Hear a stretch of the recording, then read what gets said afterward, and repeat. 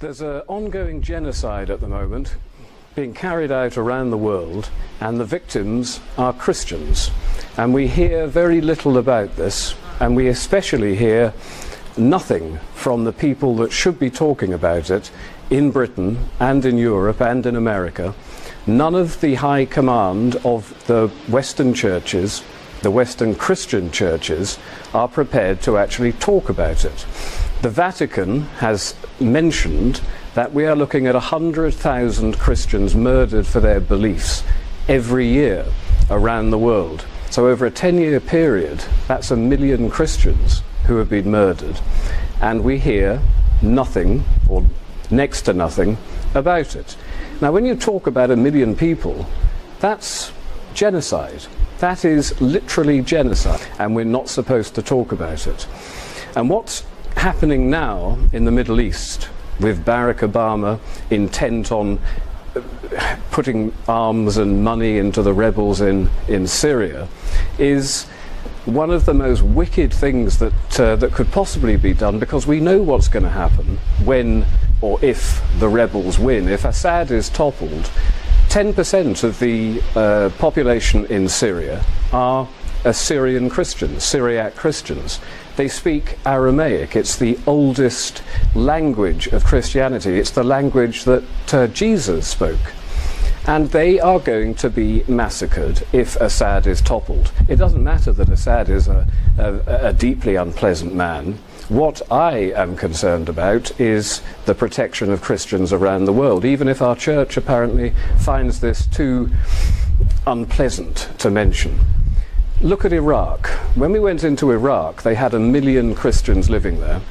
After we deposed Saddam Hussein, we had a situation where the Al-Qaeda-backed people and the various jihadist fundamentalists started attacking Christians. Half of those Christians in Iraq fled, and half of them went to Syria.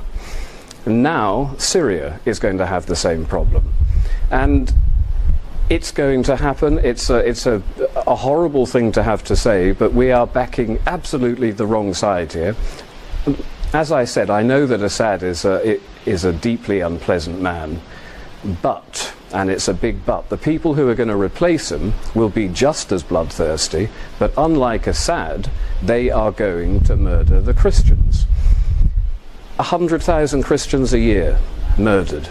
This is just an astonishing thing. Go down to your local church and say, when was the last time on your Sunday morning sermon that you actually talked about this? Because these are your people, these are your Christian people around the world that you are systematically ignoring.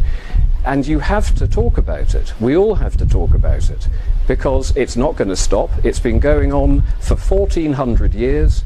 When we talk about the Middle East today, everyone just assumes that it has always been Islamic. But of course it wasn't always Islamic. Before Christianity put its roots down, it was pagan and Jewish. And Christianity, when it came in, flowered all over the Middle East. Countries like Egypt and countries like Syria, those whole areas were Christian.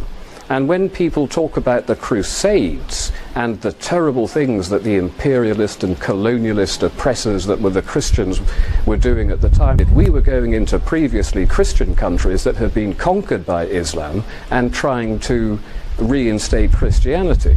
The whole Crusades issue is manipulated by the media, manipulated by the education systems, and again, this is not right, but it's part of this continuing battle, war, ongoing war against Christianity.